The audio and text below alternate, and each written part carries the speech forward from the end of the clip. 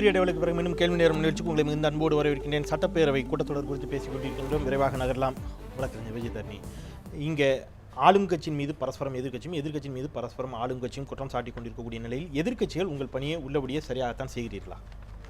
நிச்சயமாக. இப்ப இன்னைக்கு மக்கள் மத்தியில் எது அவசரமாக வேண்டியது, மக்கள் எதை டிமாண்ட் பண்றாங்க, என்ன சூழ்நிலை, அதை பொறுத்து எதிர்க்கட்சிகள் நம்ம குரல சட்டமன்றத்தில் ஒரு முன்னுரிமையான விஷயங்களை முன்னெடுத்து வைக்கணுங்கிறதுல நிறைய ஒத்திவைப்பு தீர்மானம், கவன ஈர்ப்பு தீர்மானம், சிறப்பு கவன ஈர்ப்பு தீர்மானம், தனிநபர் மசோதா, தனிநபர் தீர்மானங்கள் என்று பல்வேறு விஷயங்களை சட்டமன்ற விதிகளுக்கு உட்பட்டு நாம் கொடுக்குறோம்னா அந்த விஷயங்கள் எல்லாமே ஒரு ப்ரியாரிட்டி, முன்னுரிமை பெற்றவை என்பதில் மாற்று கருத்தே கிடையாது. இன்னைக்கு வெங்காய விலையை குறித்து கூட இன்னைக்கு கவன ஈர்ப்பு கொடுத்துருக்கோம். நம்ம இன்னைக்கு கடுமையான விலைவாசி இன்னைக்கு மக்களை நெருக்கடியில் தள்ளி கொண்டிருக்கிறது. அதை குறித்து நம்ம கொடுத்துருக்கோம். கிட்டத்தட்ட 19 கவன ஈர்ப்பு தீர்மானங்களை நானே கொடுத்துருக்கேன். அது மாதிரி பிற கட்சிகள்ல எல்லாருமே 20க்கும் மேற்பட்ட கவன ஈர்ப்பு தீர்மானங்களை கொடுத்துருக்காங்க. அதுல இன்னைக்கு 110 அறிக்கை இவங்க எடுத்த மாதிரி ஒரு கவன ஈர்ப்பு, அனைத்து கட்சிகளும் கொடுத்த ஒரு கவன ஈர்ப்பு, பொதுவான ஒரு கவன ஈர்ப்பு இன்னைக்கு எடுத்து விவாதம் பண்ணி இருக்கலாம். அதே மாதிரி மதுவிலக்கை குறித்த ஒரு ஒத்திவைப்பு தீர்மானத்தை அலுவல்களை ஒத்தி வைத்து, ஏன்னா வெகுஜன போராட்டமா மாறி இன்னைக்கு பச்சைப்பன் கல்லூரி மாணவர்லாம் இன்னுமே ரிமாண்ட்ல இருக்காங்க, உள்ள இருக்காங்க. அப்படியெல்லாம் இது ஒரு பிரச்சனையா மாறி இருக்கக்கூடிய விஷயத்தை இன்னைக்கு விவாதித்து இதற்கென்று நாங்கள் ஏதோ ஒன்று செய்யறோம் அப்படிங்கிற ஒரு மறுவாழ்வை கொடுத்தாவது பேசிருக்கலாம். என்னோட மசோதால மறுவாழ்வும் இருக்கு. அதுல பூரண மதுவிலக்கு படிப்படியா தான் கொண்டாங்கன்னு நம்ம சொல்றோம். அந்த அட்லீஸ்ட் மறுவாழ்வுக்கான திட்டங்களை சொல்லலாம், சிகிச்சைக்கான திட்டங்களை சொல்லலாம். பொதுவா சொல்றத இந்த மதுவினால் பாதிக்கப்பட்டவங்களுக்கு சொல்லலாம். அவங்க இதெல்லாம் இன்னைக்கு பண்ணி இருக்கலாம். அதுக்கெல்லாம் முன்னுரிமை தராம ஒரு 110 அறிக்கையில சுகாதாரத்துறையை பேசுறாங்க. ஆனா அதற்கென்று நிதிகள் எதுவும் ஒதுக்குற மாதிரி தெரியல. அதனால இந்த எதிர்கட்சிகள் வேண்டுமென்றே எதையும் நீங்க இப்ப மக்களுக்கு முன்னுரிமை இல்லாத விஷயத்தை நாங்க போய் பேசி என்ன பண்ண போறோம்? அதுதான் நீங்க ஸ்டாலின் அவர்கள் இன்றைக்கு சட்டப்பேரவையில் வெளிநடப்பு செய்து ஒரு பேட்டி கொடுக்கிறார். அவை விதி எண் 185(2) படி அவர் ஜலாலுதீன் சொன்னது, பேரவை செயலாளர் ஜலாலுதீன் எனக்கு கொடுத்திருக்காரு, ரிட்டனா கொடுத்திருக்கிறாருன்னு அவர் காட்டுறாரு. 185(2) படி மானிய கோரிக்கையின் மீதான விவாதத்தில் வேறு எந்த தீர்மானமும் எடுத்துக்கொள்ளப்படுவதில்லை என்று கூறுகிறார். ஆனால் அவை விதியில் எந்த இடத்திலும் அவ்வாறு இல்லைன்னு அவை விதியும் சுட்டி காட்டே சொல்றார்.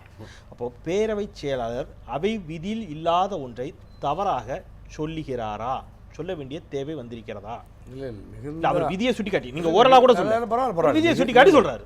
இல்லை இப்போ இருக்கிற சட்டசபை செயலாளர் ஜமாலுதீனை பொறுத்த வரைக்கும் மிகுந்த அது குறித்த புரிதல் உள்ளவங்க, அது குறித்த ஆளுமை உள்ளவங்க தான். அதுலாம் விதி குறித்து மரபு குறித்தெல்லாம் மிகுந்த அதனுடைய ஆழமான கருத்து உள்ளவங்க தான் இப்போ செயலாளர். ஆனால் அப்படி அவர் சொல்லாத பட்சத்தில், அது அவர் சொன்ன கருத்தில் முரண்பாடோ பிழையோ இல்லாத பட்சத்தில் ஒரு மூத்த உறுப்பினராக இருக்கக்கூடிய ஸ்டாலின் போன்றவர்கள் அவ்வளவு ஆணித்தரமாக சட்டப்பேரவை வளாகத்திற்குள் செய்தி தொலைக்காட்சிகள் முன்பாக அதுவும் நேரலையில் ஒளிபரப்பி கொண்டிருக்கக்கூடிய பொழுது இதை சுட்டி காட்டுவாங்களா? உறுதிப்படுத்திடுவாங்க, நாளைக்கு உறுதிப்படுத்திடுவாங்க. இப்போ 2 பேரும் கிளாரிஃபிகேஷன் பண்ணால் தெரிஞ்சு போயிடும். அது ஒரு பெரிய விஷயம் இல்லை. அது பொதுவாகவே இப்போ சட்டமன்றம், இப்போ நம்ம மரபு மாண்பெல்லாம் குறித்து பேசுகிறோம்ல, இப்போ மங்கள இசை ஒழித்தது, அவங்களுக்கு இரங்கல் தீர்மானம் இல்லைங்கிறதெல்லாம் ஒரு ஜனநாயகத்தில் நம்ம ஆரோக்கியமாக விவாதிக்கிறதுல தவறில்லை.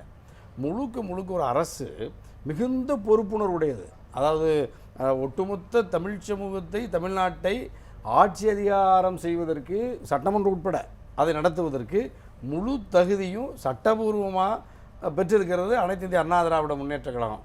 அதை எப்படி நடத்தணுங்கிறத மாண்புமிகு முதல்வர் புரட்சி தலைவர் அம்மா அவர்கள் தான் எல்லா நிர்வாக இயந்திரங்களையும் இயக்குறாங்க. இதில் மக்களினுடைய உணர்வுகளுக்கு எதிராக ஒரே ஒரு நிகழ்வுகளை கூட மக்களினுடைய உணர்வுகளுக்கு ஒரு தனிமனிதனுடைய ரெண்டு விஷயத்தை முன் வச்சுறேன்.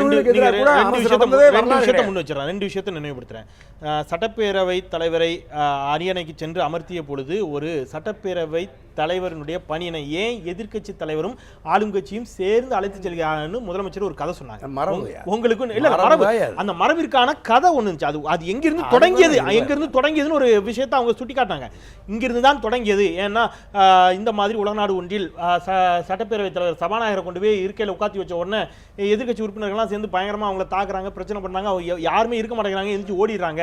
அதனால இப்படி இல்லை, நாங்கள் எல்லாம் ஒன்றுபட்டு அவையை நடத்துவோம் என்று சொல்லிதான் எல்லோரும் ஒருங்கிணைந்து சென்று அழைத்து அந்த இருக்கையில் அமர்த்தினார்கள் அப்படிங்கிற கதையெல்லாம் சொல்லி தொடங்கினாங்க. அந்த பணியை சபாநாயகர் உள்ளபடியே செய்து கொண்டிருக்கிறாரா? கட்டாயமா அப்படி ஒரு பணியை செய்யலைன்னா சட்டமன்றமே ஒன்றும் நடக்காதியா? அவரு உட்கார முடியாது எங்க சபாநாயகர். நடக்குது இந்த வருஷம் எத்தனை நாள் நடந்துச்சு சொல்லுங்க சட்டமன்றம் எத்தனை நான் நாள் ஒரே நடந்துச்சு கேள்வி மட்டும் கேட்டேன். சொல்லுங்க ஒரு கேள்வி கேட்கிறேன். சட்டப்பேரவை நடவடிக்கைகளை நேரலையில் ஒளிபரப்பணும்னு எல்லாரும் அப்ப உண்மை தெரிஞ்சிரும் உண்மை நேரலையில தெரிஞ்சிரும் வந்தா. அப்படின்னு சொல்லி திரு விஜயகாந்த் அவர்கள் சொல்லுகின்ற பொழுது ஒரு விஷயத்தை கோடிட்டு காட்டுறார். அதற்கு போதிய நிதி இல்லை என்று அரசு நீதிமன்றத்தில் சொல்லுகிறது. போதிய நிதி இல்லைன்னு அவர் ஒரு கேள்வி கேட்கிறார். நிதி இல்லைன்னா பரவாயில்ல, என்னுடைய தொலைக்காட்சியில் நான் ஒளிபரப்புகிறேன், நீங்க அனுமதி மட்டும் கொடுங்க, ஃப்ரீயா வேணும்னு சொல்லி ஒன்னு சொல்லிட்டு இன்னொரு கேள்வியும் சேர்த்தே கேட்கிறாரு. சில லட்சங்கள் தான் செலவாகும் இதுக்கு, வெகு சில மிக குறைவான லட்சங்கள் தான் செலவாகும். அது ஊடகவியலாளர்களா எங்களுக்கும் தெரியும். இதுக்கே நிதி இல்லைன்னா அந்த அரசு திவால் ஆயிட்டான்னு கேட்கிறாரு. இல்லையா? இப்போ சில நிகழ்வுகளை வெளிப்படையா சொல்லணும், சில விஷயங்களை ஒரு நிதி இருக்கா இல்லையா? நான் நேரடியா கேள்வி வந்துடுறேன். நிதி தான் பிரச்சனைன்னு சொன்னா அரசு திவால் ஆயிடுச்சா? இல்லையா? அரசு இன்னும் கூடுதல் பொறுப்புடையது, பண்பு, அது வந்து நாடாளுமன்ற நிகழ்வுகள் நேரலையில் ஒளிபரப்பப்படுகின்றன. பக்கத்துல இருக்கிற கேரளால இன்னும் ஒருபடி அதிகமாக போய் இன்னும் ஒருபடி நான் உங்களுக்கு வெப்சைட்ல கூடுறேன். முதலமைச்சருடைய அறைக்குள்ள அவர் யார்கிட்ட பேசியிருக்கிறாருங்கிறத நீங்க டைரக்டா பார்க்கலாம் நேரலையில. அப்போ ஒரு நோ கரப்ஷன் அப்படிங்கிற மாதிரி அவங்க ஒரு விஷயத்தை ஃபாலோ பண்றாங்க. முதலமைச்சர் எங்க போறாரு, யாரை சந்திக்கிறார், எந்த ஊர்ல இருந்தாலும் எல்லாம் லைவ்ல வெப்ல நீங்க பார்த்துட்டே இருக்க முடியும். அவர் யார்கிட்ட சைன் பண்றாரு, யாரோட பேசுறாரு, எல்லாவற்றையும் பார்க்க முடியுங்கிற அளவுக்கு அவங்க பண்ணிட்டாங்க. சில லட்சங்கள் தான் இதுக்கு செலவாகும். இந்த சில லட்சங்களுக்கு நிதி இல்லை. தமிழ்நாடு ஒரு ரூபாய் கூட செந்தில், அதாவது ஒரு ரூபாய் கூட செலவில்லை. எப்படின்னா ஊடகங்கள், நீங்கள் ஊடகங்களுக்கு உங்களுக்கு நல்லா தெரியும், அவுட் கொடுத்தா போறோம், எல்லா ஊடகங்களும் எடுத்துப்பாங்க. ஒரு ரூபாய் கூட செலவில்லை. இன்னைக்கு இருக்கக்கூடிய அவங்களோட கேமரால இருந்து அவுட் கொடுத்தா ஒரு பைசா செலவு கிடையாது. அதாவது கேரளால நடந்ததை சொன்னீங்க, அது ஒரு வெளிப்படையான அரசு, வெளிப்படையான அரசு நீ காட்டு காங்கிரஸ் அரசாங்கம், அதாவது காங்கிரஸ் வெளிப்படையான அரசாங்கம் அத காட்டுறாங்க. நம்மளும் அதை செய்யல. இங்க வெளிப்படையா பேசிக்கிட்டியா? இங்க ஏற்கனவே அரசு கேபிள் இருக்கு. அரசு கேபிள்ல யாரோ கொண்டு வரட்டு அரசு கேபிள் கொண்டு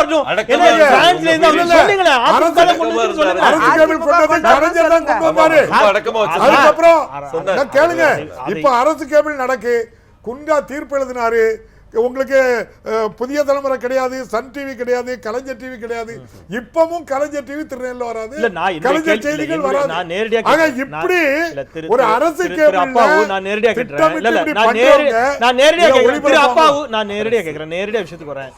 அரசு கேபிளை அன்றைக்கு அதிமுக சொன்ன குற்றச்சாட்டு, அரசு கேபிளை ஒரு சிலருக்காக இவர்கள் தங்கள் ஆதாயம் பெற வேண்டும் என்பதற்காக அரசு கேபிளை முடக்கி விட்டார்கள் என்று சொன்ன குற்றச்சாட்டு அதிமுக ஆட்சிக்கு வந்ததுக்கு அப்புறம் அரசு கேபிளை நடைமுறைப்படுத்தவே முடிஞ்சது. இப்ப நடத்திக்கிட்டு என்ன காட்ட முடியாது, உங்களை மட்டும் தான் காட்டுவேனா? அவங்க கேக்குறது அல்ல, அப்பாவு அவங்க கேக்குறது இதை சொல்வதற்கான தார்மீக உரிமை, இதை செய்வதற்கான தார்மீக உரிமை இருக்கிறதாங்கிறதா அவங்க கேள்வியா இருக்கு. இதையே காட்ட முடியுங்களா? சட்டமன்றத்தை எப்படி காட்ட வேண்டும் நான் சொல்றேன்.